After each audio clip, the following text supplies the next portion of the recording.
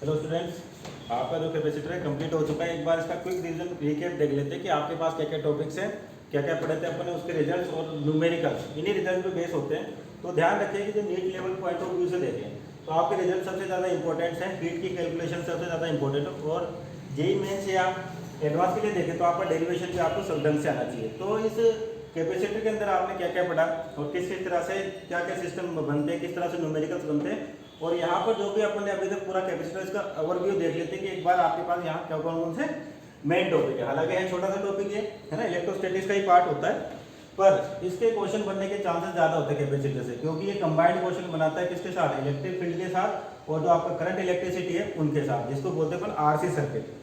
तो ध्यान रखना ये इंपॉर्टेंट सेक्शन है आपका। कैपेसिटर चैप्टर छोटा है लेकिन काफ़ी वेटेज लगता है खुद में अपने आप में, चांसेस होते हैं कि यहाँ से न्यूमेरिकल आए आपके पास। ठीक है, तो सबसे पहले कैपेसिटर की बात करते हैं कि आपका कैपेसिटर क्या होता है कि चार्ज होल्ड करने की कैपेसिटी। अगर आपके पास कोई भी कंडक्टर है तो कितना चार्ज होल्ड कर सकता है। जैसे आपको सिंपल समझाएं कि मान लीजिए कोई भी कंडक्टर है, इसको आपने क्यू चार्ज दिया तो आपके सरफेस में मिलेगा सारा चार्ज, है ना।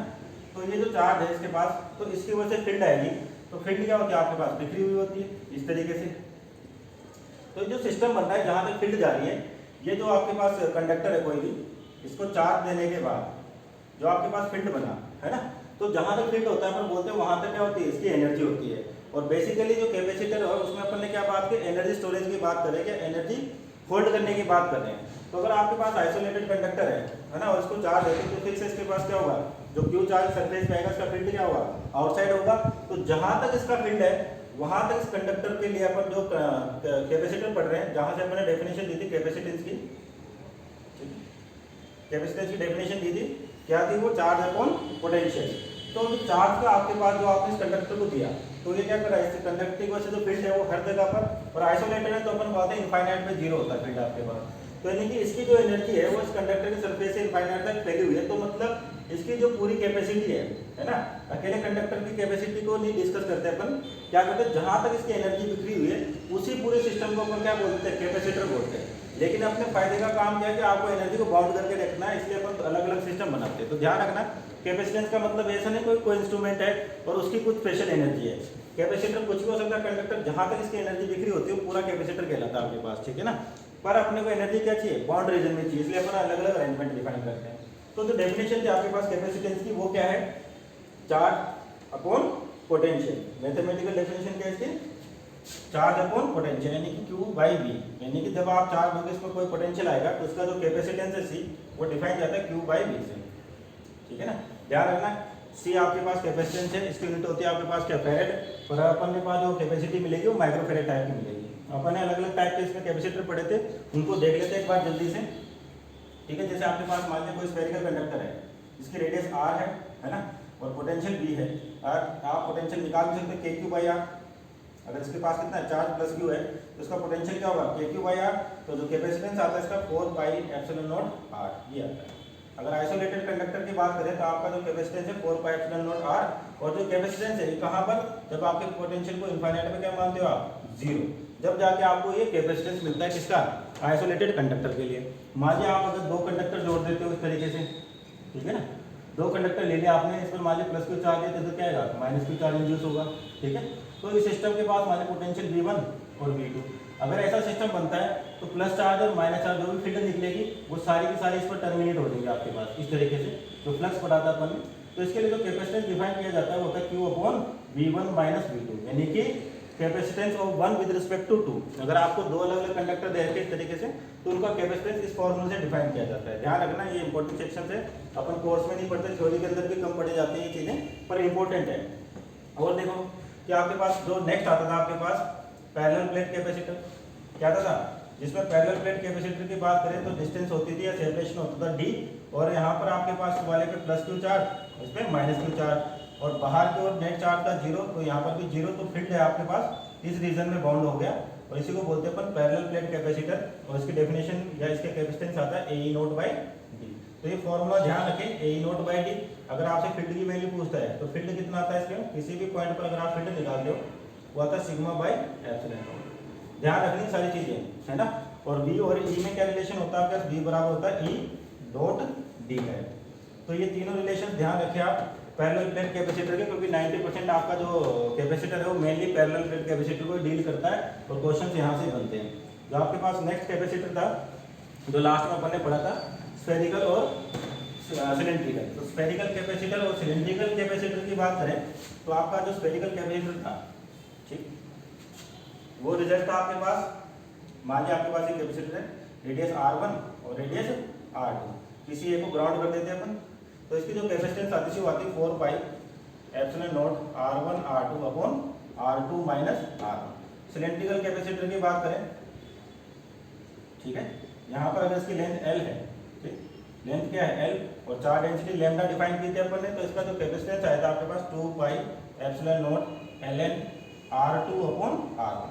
ये रिजल्ट आपको डायरेक्ट ध्यान भी रखने हैं और जो डेरिवेशन है उनकी भी बात करनी है, क्योंकि कई बार क्या होता है डायरेक्ट न्यूमेरिकल्स आते हैं किसी रिजल्ट के बेसिस पे। इससे क्वेश्चन आते हैं स्फेरिकल कंडक्टर से, जिसको क्या बोलते हैं अपन, दो होलो कंसेंट्रिक रिंग से बनाया अपन ने। किससे बनाया? होलो कंसेंट्रिक रिंग, इस पर प्लस क्यू चार्ज था और इस पर कितना था, माइनस क्यू चार्ज था। तो आपका जो फील्ड है या फ्लक्स है यहाँ से ओरिजिनेट होता है और इस नेगेटिव चार्ज में टर्मिनेट हो गया आपके पास, ठीक है ना। तो यानी कि एनर्जी को बाउंड कर लिया अपन, ये चीज। तो ये कैपेसिटर से इनके रिजल्ट भी ध्यान रखें, डायरेक्ट आप ये रिजल्ट होते हैं इनके। और उसके बाद जो आपके पास पैरेलल प्लेट कैपेसिटर था, इसी की कैलकुलेशन की थी स्टेडी स्टेट और बिफोर स्टेडी स्टेट की बात की थी और आफ्टर स्टेडी स्टेट की बात की थी। तो बिफोर स्टेडी स्टेट और आफ्टर स्टेडी स्टेट, तो पहला केस आता था आपके पास आफ्टर स्टेडी स्टेट केस था। वो क्या कहता है कि अगर आपके पास कोई भी कैपेसिटर है और इसके अक्रॉस आपने कोई पोटेंशियल V लगाया, तो उसका कैपेसिटेंस C है, तो इस पर जो चार्ज आता था प्लस का CV और इस पर चार्ज आता था माइनस का CV। प्लस वाले टर्मिनल के साथ पॉजिटिव चार्ज दिखेगा आपको, माइनस वाले के साथ नेगेटिव चार्ज दिखेगा, ठीक है। जैसे आप कनेक्ट करते हैं, यहाँ से क्यू चार्ज फ्लो करता है बैटरी के से, जितना ये वैल्यू आपके पास C/V दिख रही है, Q बराबर C/V। ये बैटरी चार्ज को इस वाली प्लेट पे ट्रांसफर करती है, ठीक है। तो वर्क डन बाय बैटरी होता है आपके पास Q/V और Q की वैल्यू कितनी, CV। तो वर्क डन बाय बैटरी हो गया आपके पास हाफ CV²। और इस वाले कैपेसिटर पर जब आप चार्ज लाते हैं तो आपका जो वर्क होता है या बॉडीज के अंदर जो एनर्जी स्टोर होती है वो होती है हाफ CV² या Q²/2C। CV की जगह क्या कर दिया अपन ने, Q²/2C कैलकुलेट कर लिया। C से मल्टीप्लाई करके C से डिवाइड करें तो C² V² यानी कि Q²/2C। तो ये रिजल्ट आपको डायरेक्ट ध्यान रखने है ना। और जो एनर्जी का लॉस हो रहा है यहाँ पे, किसका लॉस हो रहा है, एनर्जी, क्योंकि जो बैटरी एनर्जी दे रही है आपको CV² की, लेकिन आपको मिल कितनी रखी है, हाफ CV²। यानी कि ये जो कंडक्टिंग वायर्स है या बॉडी सर्किट में कोई रेजिस्टेंस है वहाँ पर एनर्जी का लॉस होता है, ठीक है ना। क्योंकि अगर इसको प्लेन वायर्स माने तो यहाँ पर फिक्स से कोई ना कोई रेजिस्टेंस होगा। पर स्टेडी स्टेट की बात करते हैं तो रेजिस्टेंस में कोई पोटेंशियल ड्रॉप नहीं होता आपके पास। क्या होता है, डायरेक्ट उसमें से पोटेंशियल ड्रॉप 0 है। तो आपका आफ्टर स्टेडी स्टेट का केस क्या कहता है कि आपको सिर्फ कैपेसिटर बनाना है। उस केस में work done by battery Q/V होगा और energy of capacitor half CV² होगी या Q²/2C होगी। दो अलग फॉर्मेट है। और किसी भी प्लेट पे कितना चार्ज आएगा, मैक्सिमम चार्ज की बात की जाती है तो कब होता है maximum charge, after steady state का। तो एक प्लेट में प्लस का CV आएगा, एक पे माइनस का CV आएगा। अब इसका पोटेंशियल 2V कर दे अपन, V की जगह कितना करते हैं 2V, और कैपेसिटेंस मान लो C है, तो इस पर जो चार्ज आएगा माइनस का 2CV, उधर आएगा प्लस का 2CV। होता क्या है कि चार्ज एक प्लेट से टूट के दूसरी प्लेट पे जाता है आपके पास, तो है ना। तो ये पैरेलल प्लेट कैपेसिटर्स की बात की थी अपन ने। इनके रिजल्ट ध्यान रखें कि वर्क डन बाय बैटरी क्या होगा आपके पास और कैपेसिटर के पास एनर्जी क्या होगी, ठीक है। और इसी के न्यूमेरिकल्स होते हैं जिसको बोलते हैं अपन हीट कैलकुलेशन। क्या बोलते हैं, हीट कैलकुलेशन। और एक और इम्पोर्टेंट चीज कि किसी भी कैपेसिटर पे, जैसे आपने पैरेलल प्लेट कैपेसिटर की बात की तो V वोल्ट लगाया आपने सपोज करिए यहाँ पर, तो इसमें जो चार्ज आ रहा है प्लस का CV और माइनस का CV, और C की डेफिनेशन होती है Q/V। तो ये जो C है आपके पास Q/V यानी कि चार्ज अपॉन पोटेंशियल आ रहा है। ये क्या होता है आपके पास C इन दोनों के इंडिपेंडेंट होता है, ध्यान रखना, इन दोनों के इंडिपेंडेंट होता है। इससे ऐसा कोई नहीं कि आपके पास क्या अगर चार्ज ज़्यादा कर दो तो क्या नाम है कैपेसिटेंस की वैल्यू चेंज हो जाएगी। कैपेसिटेंस आपका मेनली डायमेंशन पर डिपेंड करता है, ठीक है, ध्यान रखें। और जो चार्ज आता है वो कितना था, CV और माइनस का CV। तो अगर आपके पास कोई भी दो अलग अलग शेप के कंडक्टर्स हैं, ठीक है, इस पर मान लीजिए प्लस Q चार्ज है, इस पर माइनस Q चार्ज है, और इसके अक्रॉस आप V पोटेंशियल लगाते हो तो फिक्स इस पर भी जो चार्ज आएगा माइनस का CV आएगा, और इस पर कितना आएगा प्लस का CV। तो शेप और साइज का भी कोई मैटर नहीं है आपके पास अगर दो अलग अलग कंडक्टर्स हैं, ठीक है ना। तो जो चार्ज आता है वो कितना आता है, C/V आता है, ठीक। तो इस चीज़ का ध्यान रखें, आपके कंडक्टर्स कैसे भी दिए जा सकते हैं और जो रिजल्ट हैं उन पर फोकस करें ज़्यादातर।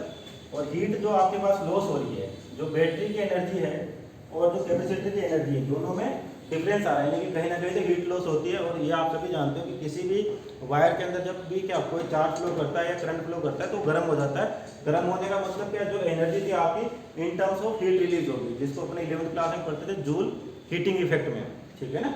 वहाँ पर बताया था अगर किसी भी सिस्टम में कोई भी एनर्जी फ्लो करती है किसी भी फॉर्म में तो क्या होता है, वहाँ पर हीट जनरेट होती है, वायर का टेम्परेचर है जो भी उसका टेम्परेचर बढ़ जाता है, तो एनर्जी का लॉस होता है आपके पास, ठीक। तो इसी लॉस के रिकॉर्डिंग अपने पास क्या होते थे, न्यूमेरिकल्स आते थे। किस तरह के न्यूमेरिकल्स आते थे कि आपके पास कोई भी कैपेसिटर है, उसको आपने V वोल्ट से चार्ज किया और मान इसका कैपेसिटेंस कितना है C। तो जो आपके पास सिंपल बात करें, सबसे सिंपल, जैसे इस पर चार्ज कितना आ जाएगा C भी आ जाएगा, इस पर माइनस का C भी आ जाएगा। अब इस वाले को हटाकर आप दूसरी बैटरी लगा दें, तो कोई सी भी, मान लो आपने नया बैटरी लगा दिया, नया पोटेंशियल लगा लिया 2V, तो इसके अकॉर्डिंग इसमें चार्ज आना चाहिए प्लस का 2CV और इधर आना चाहिए माइनस का 2CV। तो होगा क्या कि यहाँ से कोई चार्ज टूटा होगा, है ना, और यहाँ पर पहुंचा होगा। पहले चार्ज कितना था इस वाली प्लेट पे, प्लस CV, अब कितना है 2CV, यानी कि जो Q की वैल्यू है वो CV होनी चाहिए, जब जाके क्या होगा 2CV। तो यहाँ से CV चार्ज बाहर निकला होगा एक प्लेट से और दूसरी प्लेट पे CV चार्ज पहुंचा होगा। तो आपके पास जो हीट होती है इसका फार्मूला आता है आपके पास work done by battery minus E final minus E initial, ठीक है, E final minus E initial. तो वर्क डन बाय बैटरी आपका पॉजिटिव भी होता है और नेगेटिव भी हो सकता है। पॉजिटिव कब होगा, जब आपकी बैटरी क्या हो रही हो, डिस्चार्ज हो रही है, यानी कि बैटरी क्या हो रही है, जो भी चार्ज आ रहा है उसको एनर्जी दे रही है, तो आपके पास क्या होगा, वर्क पॉजिटिव होगा। अगर आपकी बैटरी खुद चार्ज हो रही है, यानी कि चार्ज इधर से मूव कर रहा है और एनर्जी को बैटरी के पास छोड़ के जा रहा है, तो वर्क की वैल्यू नेगेटिव होगी और ये होता है Q इंटू वी, और ये भी क्या होता है Q इंटू वी। तो सबसे पहला काम होता है कि अगर आप जो सर्किट दे रखा है, कैपेसिटर दे रखा है, उसकी इनिशियल कंडीशन को देखें तो उस पर इनिशियल चार्ज बताओगे, अब उसकी दूसरी कंडीशन को देखोगे तो आपको फाइनल चार्ज बताओगे। तो यानी कि बैटरी से कितना चार्ज फ्लो करेगा वो क्या होता है, यहाँ से कैलकुलेट प्लेट्स के अकॉर्डिंग। और कैलकुलेशन करते टाइम हमेशा ध्यान दें कि आप पॉजिटिव प्लेट के करंट को या सॉरी पॉजिटिव प्लेट के चार्ज को लेकर कैलकुलेशन करें, आपके पास मिस्टेक होने के चांस बहुत ही कम होंगे, है ना। तो ये फॉर्मूला होता है हीट डिसिपेशन का या हीट लॉस का, work done by battery minus E final minus E initial. Initial conditions आपको अगर दे रखी है या फिर बैटरी के टर्म में दे रखी है, फिर उसको हटा के दूसरी जगह पर अपन दूसरी बैटरी लगा देते हैं तो नए चार्ज आएंगे। तो पुराने चार्ज और नए चार्ज को कंपेयर करिए आपके पास, तो बैटरी से कितना चार्ज फ्लो हो रहा है ये आपको पता चलेगा। और work done by battery positive भी होगा आपके पास या नेगेटिव भी हो सकता है, ठीक है। तो पॉजिटिव कब होगा, जब आपकी बैटरी चार्ज को एनर्जी दे रही है, और नेगेटिव कब होगा, जब आपके पास बैटरी चार्ज हो रही है कि एनर्जी दे रही है, ठीक है ना। तो ये फॉर्मूला ध्यान रखें, इससे कैलकुलेशन आती है। अगर आपके पास मान लीजिए कोई भी दो कैपेसिटर्स हैं, है ना, इस तरीके से। और एक और इम्पोर्टेंट चीज ध्यान रखिए इस चीज का कि जैसे मान लीजिए ये तो आपको क्या दिख रहा है, सेम पोलैरिटी वाला दिख रहा है। आप देखो मान लीजिए यही सेम कंडीशन होती है आपके पास, और आप जो सर्किट है मान लीजिए इस तरीके से था, V वोल्ट से चार्ज किया, इस पर प्लस का CV आ गया, इसका माइनस का CV आ गया, मतलब ऑलरेडी चार्ज है। अब इसकी जगह पर आपने मान लीजिए बैटरी इस तरीके से लगा दी, मान लो 3 वोल्ट की लगा दी, ठीक है ना। तो अब ये पॉजिटिव साइड है इसकी, ये नेगेटिव साइड है, तो यानी कि 3CV पॉजिटिव का इस वाली प्लेट पे आएगा, इधर कितना आएगा माइनस का 3CV। तो इस पॉजिटिव प्लेट के लिए कैलकुलेशन करो, पहले चार्ज कितना माइनस का 3CV, अब कितना आ रहा है प्लस का 3CV, यानी कि यहाँ पर 4CV चार्ज गया होगा, तब जाके 4CV माइनस CV कितना होगा 3CV। तो यानी कि Q की वैल्यू ये है आपके पास। तो हमेशा पॉजिटिव प्लेट को लेके कंसीडर करोगे तो आपके कैलकुलेशन गलत होने के चांस बहुत कम रहते हैं। और आपके पास हो गया ना चार्ज यहाँ से आ रहा है Q, है ना। अब चार्ज नेगेटिव टर्मिनल से पॉजिटिव टर्मिनल, यानी कि बैटरी क्या कहते हैं इसको वर्क करके दे रही है, तो बैटरी का वर्क हो जाएगा Q इंटू V, यानी कि CV स्क्वायर, या सिंपल बोलते हैं Q इंटू 3V। और Q की वैल्यू कितनी है 4CV इंटू 3V, तो आ गया आपके पास 12CV स्क्वायर, ठीक है। ये भी ध्यान रखें वर्क डन बाय बैटरी, और एक पॉजिटिव आएगा, ठीक है, क्योंकि चार्ज फ्लो की डायरेक्शन आपको पॉजिटिव प्लेट देखते ही पता चल जाएगा कि चार्ज कहाँ से कहाँ फ्लो कर रहा है, ठीक। तो ये जो थे बैटरी वाले क्वेश्चन। दूसरे आते थे आपके पास कैपेसिटर और कैपेसिटर के, यानी कि जब दो कैपेसिटर को चार्ज करके आप जब आपस में कनेक्ट करते थे तो फाइनल जैसे मान लो कैपेसिटेंस इसका C1 इसका C2 है, ठीक है। इनिशियल पोटेंशियल कुछ भी हो सकता है। अब दो कैपेसिटर्स है, जैसे आप क्या करो दोनों को मान लो किसी भी पोटेंशियल से चार्ज करें, सपोज करो इसको V1 से किया आपने, इसको V2 से, तो इसमें चार्ज आ गया C1V1 प्लस का और माइनस का C1V1, ठीक है। हो सकता है प्लस इधर हो सकता है प्लस इधर हो, कुछ भी हो सकता है ना। और यहाँ पे चार्ज आएगा C2V2 माइनस का C2V2, ये तो है। अब इनिशियल कंडीशन ये थी, जैसे आप कनेक्ट करोगे तो क्या होगा, अगर मान लीजिए दोनों में से किसी एक चार्ज की वैल्यू ज़्यादा है तो क्या होगा, चार्ज फ्लो करेगा। कब तक करता रहेगा, जब तक कि दोनों प्लेट पे चार्ज सेम नहीं आ जाता। तो कंडीशन क्या कराई थी अपन ने कि चार्ज क्या होता है, केवल एक प्लेट से जाके दूसरी प्लेट पे पहुंचता है, कैपेसिटर के अंदर कोई चार्ज फ्लो नहीं करता, ठीक है ना। तो कब तक चार्ज फ्लो करते रहेंगे, जब तक कि दोनों के पोटेंशियल सेम नहीं हो जाते। तो फाइनल पोटेंशियल निकालने का तरीका क्या है, C1V1 plus C2V2 upon C1 plus C2। अगर आपके पास सेम पोलैरिटी वाले एक जैसे कनेक्ट, ये पॉजिटिव, तो आपका फाइनल पोटेंशियल की वैल्यू ये आ जाएगी। अगर फाइनल पोटेंशियल आ गया आपके पास V, तो इस वाले का जो नया चार्ज हो जाएगा वो हो जाएगा C1 इंटू V, तो दूसरे वाले का कितना हो जाएगा C2 इंटू V। अब आपको नए चार्ज की वैल्यू पता चल गई, तो पुराने चार्ज की वैल्यू है आपके पास और नया चार्ज मिल चुका है। तो आपसे पूछा जाए कितना अमाउंट ऑफ चार्ज फ्लो हुआ, तो C1V माइनस C1V। इस तरीके से आपका हो सकता है, इन फाइनल चार्ज में से इनिशियल चार्ज माइनस कर दो। अगर आपका चार्ज नेगेटिव आ रहा, मतलब आप जो कैलकुलेशन है वो क्या हो रही है, रिवर्स ऑर्डर में चलेंगी, तो आपको इस तरह से चार्ज की वैल्यू फाइंड आउट कर सकते हो। ध्यान रखना है कंसेप्ट है डायरेक्ट कि आपको किस तरीके से सोल्व करना है। V की वैल्यू ये होती है, या आप चाहे तो चार्ज कंजर्वेशन लगा सकते हैं। दूसरा, अगर मान लो ये सेम पोलैरिटी के केस में, मतलब पॉजिटिव कनेक्ट है, अगर पॉजिटिव होता है, इधर पॉजिटिव कैपेसिटर आपके पास और इधर कैपेसिटर का नेगेटिव है, जैसे मान लीजिए ये आ गया C1 C2 V1, यानी कि प्लस का C1 V1 और इधर क्या माइनस का C1 V1। इधर मान लीजिए आपके पास माइनस का C2 V2 है और इधर का प्लस का C2 V2 है। ये डिपेंड करता है आपकी इनिशियल बैटरी किस डायरेक्शन में लगी है। अगर माइनस का C2 V2 इधर है, तो इसका मतलब बैटरी आपकी ऐसी लगी है, ठीक है। नेगेटिव टर्मिनल है तो नेगेटिव चार्ज यहाँ पर आएगा। तो अगर आपके पास अपोजिट पोलैरिटी के होते तो जो V की वैल्यू आती होती है C1 V1 minus C2 V2 upon C1 plus C2। अगर आपके पास पोटेंशियल आ गया तो प्लेट में फाइनल चार्ज कैसे निकालोगे, C इंटू V से। ये दो कैपेसिटर के लिए वैलिड है, 3 के लिए वैलिड नहीं है। अगर 3 का आता है तो आपको किरचॉफ लॉ से, किरचॉफ लॉ को सोल्व करते हुए या उसके एप्लीकेशन को यूज करते हुए अपन सोल्व करेंगे इसको, ठीक है ना। तो ये भी ध्यान रखें और ये भी ध्यान रखें। एनर्जी की कैलकुलेशन करनी है वापस आपको, तो क्या होगा, E final minus E initial, ठीक है। फाइनल एनर्जी क्या होगी, दोनों कैपेसिटर की लिख दो, half C1 into V square. अगर मैं इस वाले की बात करूँ तो इसकी जो फाइनल एनर्जी होगी, क्योंकि पोटेंशियल तो V आ चुका है दोनों के अक्रॉस, तो E फाइनल होगा, ये होगा half C1 plus C2 into V square. Initial energy की बात करें तो होगा half C1 V1 square plus half C2 V2 square, ठीक है। या फिर Q स्क्वायर बाय 2C, अगर Q की फॉर्मेट में दे रखा है Q2 स्क्वायर बाय 2C। जिस फॉर्मेट में आपको क्वेश्चन दे रखा है या चार्ज की वैल्यू दे रखी है, उसी तरह से आप एनर्जी फाइंड आउट कर सकते हो। तो ध्यान रखें, ये सर्किट होते हैं अपने पास कि एक बार तो बैटरी के साथ होता है, दूसरा हो सकता है कि कैपेसिटर के साथ कनेक्ट किया और सेम पोलैरिटी हो तो क्या होगा, रिवर्स पोलैरिटी हो तो क्या होगा, ठीक है ना। हीट की कैलकुलेशंस के लिए ज़्यादा न्यूमेरिकल आते हैं, आपके पास ध्यान रखना है यहाँ से। और ये मैंने कहा इंपॉर्टेंट है, क्यों, आगे जाके ये रेजिस्टेंस आरसी सर्किट में यही मिलेगा आपको। रेजिस्टेंस और कैपेसिटर सर्किट तो है आपके पास, लेकिन एक जब आप चैप्टर पढ़ोगे अल्टरनेटिव करंट, वहाँ पर एक और सर्किट एलिमेंट आएगा जिसको बोलेंगे इंडक्टर, तो उसके साथ इसके क्वेश्चन बनते हैं ना। तो ये था। नेक्स्ट था अपने पास स्विचिंग प्रॉब्लम, कि अगर आप जब स्विच को शिफ्ट कर देते हो, तब भी क्या होता है, चार्ज फ्लो करता है। चार्ज फ्लो करेगा मतलब हीट का लॉस होगा। तो ध्यान रखें उस केस में भी करना है कि आपको प्रोसेस वही सेम रखना है, कुछ भी दे रखा हो। जैसे मान लीजिए आपके पास ये बैटरी दे रखी है और यहाँ पर कैपेसिटर है आपके पास, ठीक है, इस तरीके से, और यहाँ पर स्विच लगा रखा है, सपोज करिए, ठीक। और यहाँ पर भी मान लो एक और बैटरी दे रखी है आपके पास इस तरीके से। जब इनिशियल कंडीशन में स्विच ओपन था तो आपके पास पूरा सर्किट बन रहा था ये, ठीक है क्या।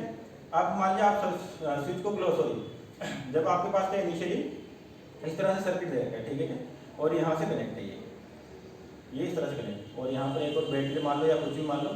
इनिशियली कंडीशन ये है तो आपका सर्किट ये होगा, जैसे आप स्विच को ओपन कर देते हो आपका सर्किट ये होगा, ठीक है ना। तो इनिशियल कंडीशन में जो चार्ज होंगे वो आपको कितने हो जाएंगे, मान लो पोटेंशियल V1 है तो हो जाएगा माइनस का C1 V1 और माइनस प्लस का C2 V2, अगर ये C1 है तो। अब फाइनल कंडीशन, इनिशियल कंडीशन ही होगी। फाइनल कंडीशन जैसे आप सर्किट को ओपन करोगे तो आपका मान लीजिए पोटेंशियल V2 है, तो नया क्या होगा, फाइनल पोटेंशियल आएगा और नया फाइनल चार्जेस आएंगे। तो इनिशियल चार्जेस में से फाइनल चार्जेस में से जो वैल्यू बड़ी है पॉजिटिव प्लेट को लेके करेंगे कैलकुलेशन, ताकि आपकी पॉजिटिव वैल्यू आए। तो क्या होंगे, फाइनल चार्जेस चेंज हो जाएंगे आपके पास, क्या हो जाएंगे। अगर इन दोनों की बात करो तो इनका जो नेट पोटेंशियल है वो ऐड होता हुआ दिखेगा आपको, क्योंकि दोनों की डायरेक्शन क्या है, सेम है। तो नया पोटेंशियल कितना होगा, V1 प्लस V2, यानी कि इस वाले में चार्ज की बात करें तो कितना आएगा, माइनस का C1 V1 प्लस V2, और यहाँ पे कितना आएगा, माइनस का प्लस का C V1 प्लस V2, ठीक है। तो कितना चार्ज फ्लो होगा, दोनों में से आप माइनस कर सकते हो। तो इस तरह से तीसरी प्रॉब्लम आती है स्विचिंग प्रॉब्लम। तो स्विचिंग में भी करना क्या है, आपको प्लेट के इनिशियल चार्ज और फाइनल चार्ज के बारे में ही पता करना है। अगर फाइनल चार्ज और इनिशियल चार्ज में पता करके तो आप हीट की कैलकुलेशन इजी तरीके से कर सकते हो। ठीक है, ये चीज़ थी आपके पास स्विचिंग की। ठीक, अब इसमें जो नेक्स्ट था आपके पास, अगर मान लीजिए 2 से ज़्यादा कैपेसिटर आ जाते हैं, है ना, या 2 से ज़्यादा बैटरी जो भी हो, तो आपको किससे जाना है, केवीएल से जाना है। सपोज करिए जैसे एक कैपेसिटर यहाँ पर है, एक कैपेसिटर यहाँ पर है और एक कैपेसिटर यहाँ पर है आपके पास। इनिशियली मान लीजिए इसके अक्रॉस V1 था, इसके अक्रॉस कितना V2 था और इसके अक्रॉस V3 था। ठीक है, जैसे तीनों को कनेक्ट करोगे C1, C2 और C3, जैसे कनेक्ट करोगे तो क्या होगा, आपके पास चार्ज फ्लो करेगा। कब तक फ्लो करेगा, जब तक कि प्लेट की कैपेसिटी सेम नहीं हो जाती। इस केस में आपका जो पोटेंशियल है वो तीनों जगह पर सेम नहीं आएगा। इस बार यहाँ पर अलग आएगा, यहाँ पर अलग आएगा और यहाँ पर अलग आएगा। मान लीजिए इनिशियली चार्ज पे प्लस C1 V1 होगा इसके अकॉर्डिंग, इस पर minus C1 V1 plus C2 V2 minus का C2 V2, इधर आएगा माइनस का C3 V3 और प्लस का C3 V3। अब जैसे मान लीजिए आपने इनको आपस में कनेक्ट किया तो नए पोटेंशियल क्या हो जाएंगे, तीनों के अक्रॉस अलग आ जाएंगे। आप कुछ भी मान लीजिए V1 डैश, इसके अक्रॉस आ गया V2 डैश और इसके अक्रॉस आ गया V3 डैश। आपकी इच्छा है प्लस माइनस आप अपने अकॉर्डिंग मार्क कर लो, कोई प्रॉब्लम नहीं आती। बस कैलकुलेशन में ये ध्यान रखें, जो आप Q बराबर C भी लिखोगे, Q बराबर C इंटू V या V बराबर Q बाई C लिखोगे, तो जो Q होगा वो हमेशा पॉजिटिव प्लेट का लें। ठीक है ना, तो इस तरह देखो, अगर मान लीजिए ये कंडीशन है आपके पास, तो अगर आप केवीएल यूज करोगे, लूप में घूमोगे, तो क्या होगा, प्लस से माइनस जा रहा है, वैल्यू डिक्रीज हो रही है, यानी कि माइनस का V1, प्लस से माइनस जा रहा है, वैल्यू डिक्रीज हो रही है, मतलब माइनस का V2, प्लस से माइनस जा रहा है तो माइनस का V3 बराबर 0 केवीएल से। ठीक, अब V1 की बात करते हैं, V1 डैश, V2 डैश और V3 डैश। अब देखो यहाँ पर V3 डैश की बात करते हैं, तो यहाँ पे जो चार्ज आएगा C3 V3 डैश आ जाएगा, इसमें माइनस का C3 V3 डैश आ जाएगा। ठीक, कब, जब आपके पास चार्ज फ्लो करेगा, तो चार्ज की वैल्यू आपको न्यूमेरिकल कराएगा मैंने, कुछ चार्ज फ्लो करेगा तो क्या होता है, इनिशियल चार्ज में से वो वैल्यू माइनस कर देते हैं। ठीक है ना, इसके अक्रॉस कितना है C1 V1 डैश, ठीक है, माइनस का इधर तो माइनस का, प्लस का C1 V1 डैश, इधर क्या आ जाएगा C2 V2 डैश और माइनस का C2 V2 डैश। ये तो कंडीशन है आपके पास है। लेकिन जब न्यूमेरिकल किया था, अगर प्लेट के क्या है चार्जेस अलग अलग है, तो क्या होता है, चार्ज फ्लो करता है। क्या करता है, चार्ज फ्लो करता है। तो किसी भी एक प्लेट में से अपन बोल देते हैं कि Q चार्ज बाहर निकला। जैसे मान लीजिए एक कर ही लेते हैं न्यूमेरिकल इसका। ठीक है, जैसे मान लीजिए कंडीशन दे रखी है आपको,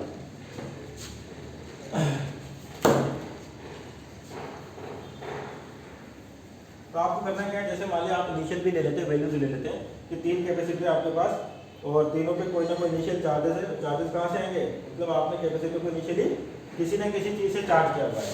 तो जैसे मान लीजिए ये चार्ज है आपके पास, ये सॉरी कैपेसिटर है, 3 कैपेसिटर है और कनेक्ट करते हैं। इनिशियली मान लीजिए इसकी कैपेसिटी कितनी C है और इसका पोटेंशियल मान लीजिए इसको V वोल्ट से चार्ज किया गया, तो इस पर चार्ज आएगा CV माइनस का CV। इसको मान लीजिए कैपेसिटर इसका भी C है, इसको 2 वोल्ट से चार्ज किया तो इस पर चार्ज आएगा 2CV और माइनस का 2CV। इस वाले को मान लो V वोल्ट से चार्ज कर रखा है, कैपेसिटेंस C है या इसका 2C है, तो इसका आ जाएगा 2CV या फिर 3C ले लो, तो यह 3CV और माइनस का 3CV, इस तरीके से।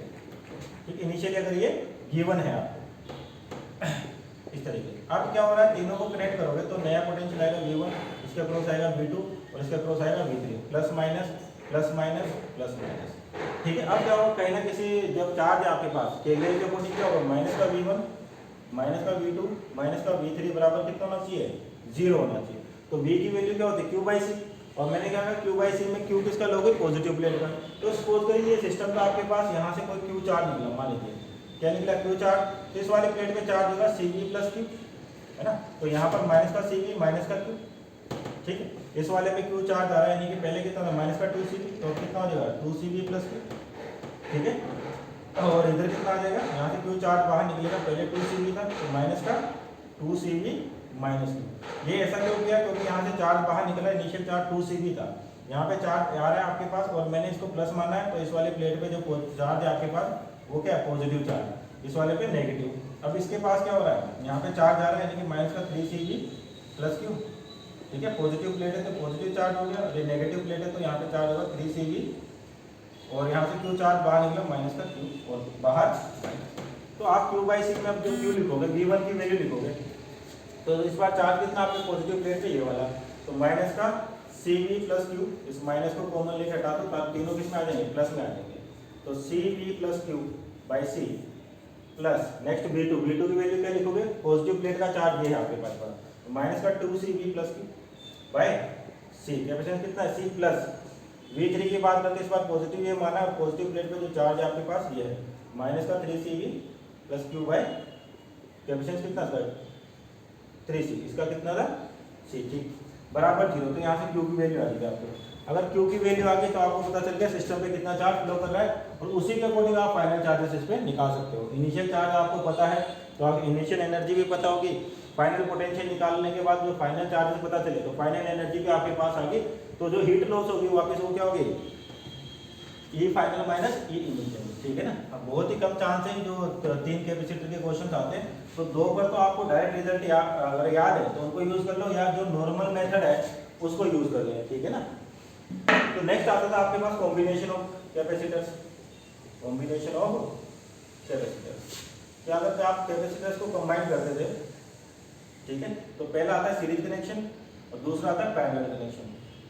तो सीरीज में आपके पास इस तरीके से कंटिन्यूस कनेक्शन है C1 C2 C3 C4, तो इसका जो सी इक्विवेलेंट आता था वो आता है 1/C इक्विवेलेंट बराबर 1/C1 plus 1/C2 plus 1/C3, जितने भी कैपेसिटर्स हैं, ठीक है ना। अगर 2 के लिए बात करते हैं तो सी इक्विवेलेंट आपको डायरेक्ट ध्यान रखना होगा C1 C2 upon C1 plus C2, अगर 2 कैपेसिटर्स हैं। और वोल्टेज ड्रॉप की बात करते हैं कि इसके क्रॉस V1 इसके क्रॉस V2, तो जो V1 वोल्टेज आएगा वो आएगा C2 upon C1 plus C2 into Q total charge, और V2 की वैल्यू आ जाएगी आपके पास C1 upon C1 plus C2 into Q total charge, ठीक है। इस तरीके से तो ये डायरेक्ट जो ध्यान रहे आपको कैलकुलेशन में आपके लिए क्या होती है, आसानी होती है जब आपकी चीज़ें क्लियर होती हैं। अब पैरेलल की बात करते हैं, तो पैरेलल के केस में क्या होता है आपके पास इस तरह से कनेक्शन होते हैं कैपेसिटर्स के, वोल्टेज सेम रहता है। ध्यान रखना सीरीज में आपके पास चार्ज हर प्लेट पे सेम रहेगा, यहाँ पे चार्ज सेम रहेगा और यहाँ पर पोटेंशियल सेम रहेगा, ठीक है। तो इसके लिए जो सी इक्विवेलेंट आता है वो आता है C1 plus C2 plus C3 something, जोड़ते जाओ आप, ठीक है। तो पैरेलल में कोई दिक्कत नहीं, सीरीज के क्वेश्चन है उसमें आपको वोल्टेज जैसे अपन उसमें करंट डिवाइड करते हैं उसी तरह से यहाँ पे वोल्टेज डिवाइड करना सीखे कि अगर सीरीज में 2 कैपेसिटर्स हैं तो उनका सी इक्विवेलेंट लिखना सीखे डायरेक्ट, और उसके लिए जो वोल्टेज ड्रॉप आ रहा है उसकी वैल्यू फाइंड आउट करें, ठीक। अब इसी में जितने भी क्वेश्चन आपके पास करवा रखे हैं आपको सोल्व, है ना, कि सीरीज में है पैरेलल में तो किस तरीके से कनेक्शन है। और लास्ट में उसके बाद कॉम्बिनेशन की बात की थी, ध्यान रखना कॉम्बिनेशन में सिमेट्रिक सर्किट भी आ सकते हैं, जैसे रेजिस्टेंस में अपन ने सोल्व किए थे, सर्किट थ्योरी में किए थे, जहाँ पर क्या था एक अननोन पोटेंशियल आ जाता था, एक्स मानते थे कहीं, तो सारे क्वेश्चन यहाँ पे भी बन सकते हैं। अननोन है आपको एक्स मानना है, वही 0 और V का कंसेप्ट है, यानी कि नोडल मेथड। तो नोडल मेथड यहाँ पर भी यूज होता है जब आपके पास कॉम्बिनेशन के बाद जब सर्किट थ्योरी पढ़ते हो कैपेसिटर्स के, उस पर भी नोडल मेथड आपका यूज होगा। उसके बाद बात करें अपन, तो जो आपके पास अरेंजमेंट था प्लेट्स का वो थोड़ा डिफरेंट टाइप का था। किस टाइप का था कि आपके पास इस तरीके से कि अगर मान लिया आपके पास ये कैपेसिटर्स है, 2 कैपेसिटर्स, इनको रिप्लेस कैसे किया था अपन ने, 3 प्लेटों से रिप्लेस कर दिया था, ठीक है ना। तो इससे क्या होता था अपने पास सेविंग होती थी, और प्लेट्स की जो वैल्यूज है आपके पास वो भी क्या होती थोड़ी, जो आपकी इकोनॉमी वो भी थोड़ी सही होगी, ठीक।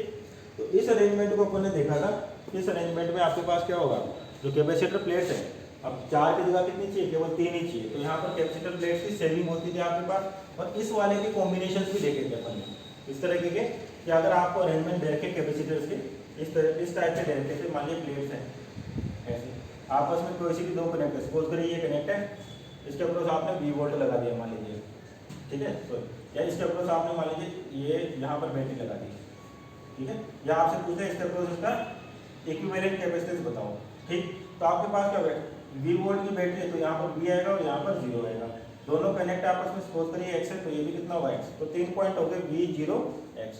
पहला कनेक्शन है V और x के बीच में, ठीक है।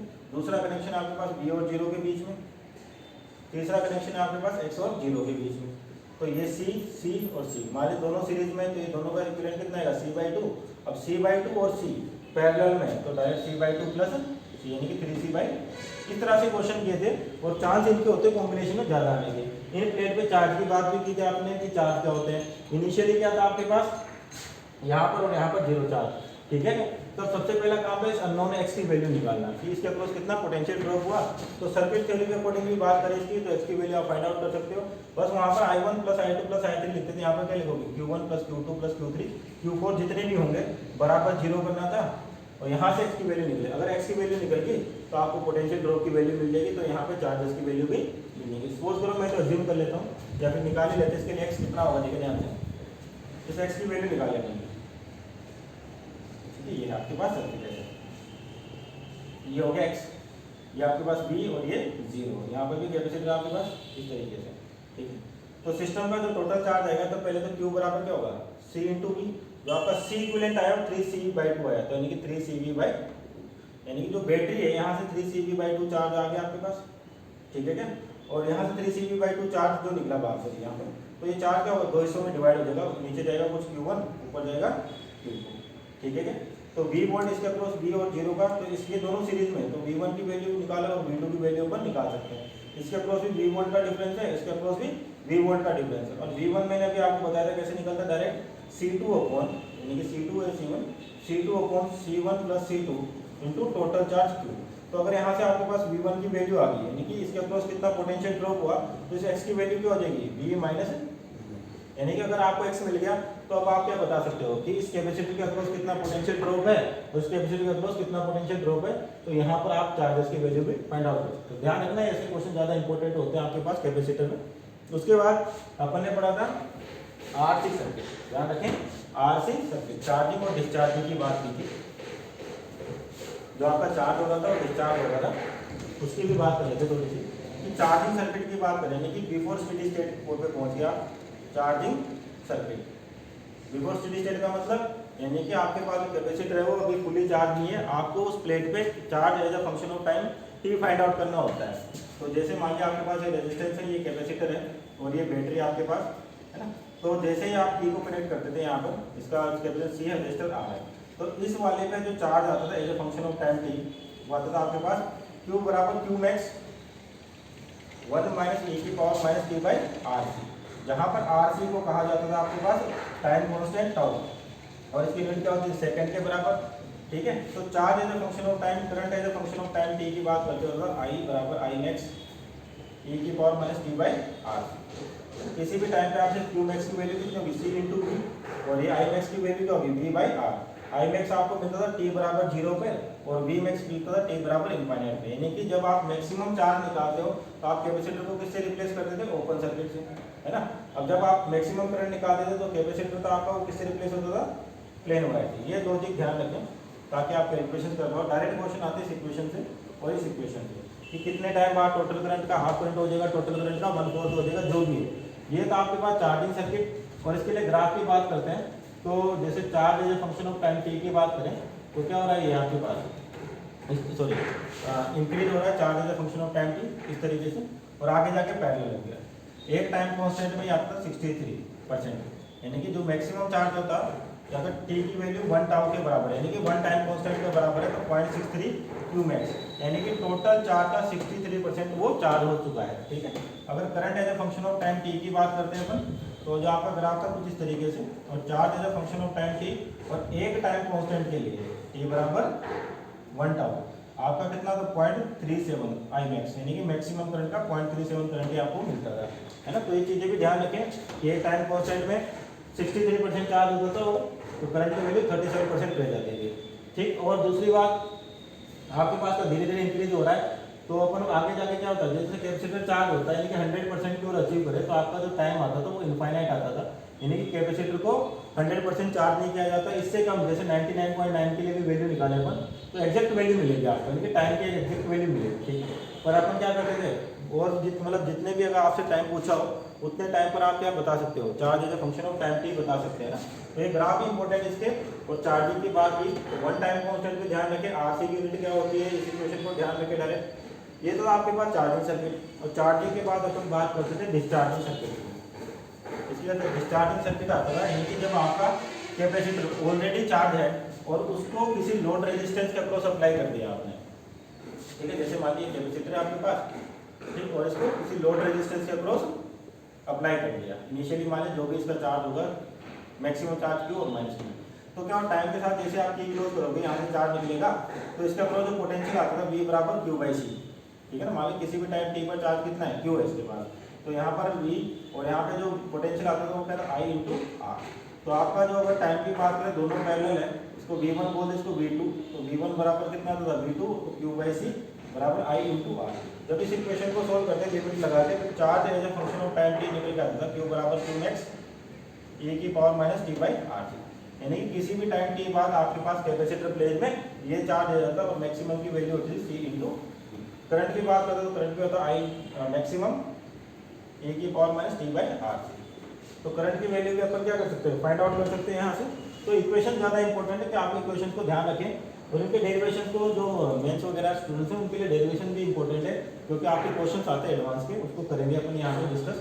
तो पहले एक रिवीजन देखिए था अपना कहाँ तक, आरसी सर्किट तक, और इसका भी जो ग्राफ है charge as a function of time T, current as a function of time T, ये आपको ध्यान रखना है, charge as a function of time T इस तरीके से, ठीक है ना, जैसा वहाँ पर होता था उसी तरीके से यहाँ पर है।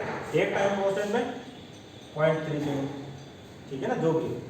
तो ये आपके पास आरसी सर्किट था, ठीक। आरसी सर्किट को सोल्व करने के लिए मैंने कहा इक्वेशंस आपको ध्यान होनी चाहिए। और मैक्सिमम चार्ज कब आता था, टी बराबर इनफाइनाइट में, यानी कि जब आप कैपेसिटर को क्या कर देते हैं, प्लेन वायर से रिप्लेस कर देते हो। मैक्सिमम करंट का सॉरी ओपन सर्किट से रिप्लेस कर देते हो। और मैक्सिमम करंट कब आता था, टाइम जीरो होता है, यानी कि इनिशियली आपने सर्किट को कनेक्ट किया, उस टाइम पे पोटेंशियल कैपेसिटर के अक्रॉस कोई पोटेंशियल ड्रॉप नहीं है, तो आपका वो किससे रिप्लेस हो जाता, प्लेन वायर। तो ध्यान रखें, चार्जिंग और डिस्चार्जिंग के जो क्वेश्चंस आते हैं वो मेनली डिपेंड करते हैं उनकी इक्वेशंस। अगर आपको इक्वेशंस बताए, बाकी डेटा दे देगा तो आपको पूछ लेगा बताइए कितने टाइम बाद इसके चार्ज की वैल्यू मैक्सिमम चार्ज की कितनी हो जाती है, हाफ हो जाती है, या जो भी इसने दे रखा हो, ठीक है क्या। तो ये चीज़ें ध्यान रखें। इसका रिवीजन देखिए, यानी कि डाइलेक्ट्रिक ये है, इसको अपन नेक्स्ट क्लास में लेते हैं। तो आज तक ये रिवीजन देखिए था, तो इसको आपको न्यूमेरिकल सोल्व करने कहाँ तक, आरसी सर्किट तक, है ना। जो जितने भी आपको शीट दे दी जाएगी उसमें आरसी सर्किट तक के क्वेश्चन होंगे, उनको आपको सोल्व करना है। डाइलेक्ट्रिक वाले आपको कल रिवाइज कराएंगे, डाइलेक्ट्रिक है तो कल से आपको डाइलेक्ट्रिक प्लस आरसी सर्किट यानी कि पूरी शीट सोल्व करनी है, ठीक है स्टूडेंट।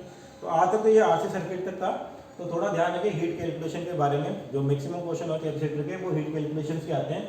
और जो स्टार्टिंग में 3-4 अपन ने कैपेसिटर बनाए थे या कंडक्टर से कैपेसिटर बनाए थे, उनके रिजल्ट भी ध्यान रखें, ठीक है। Okay, thank you.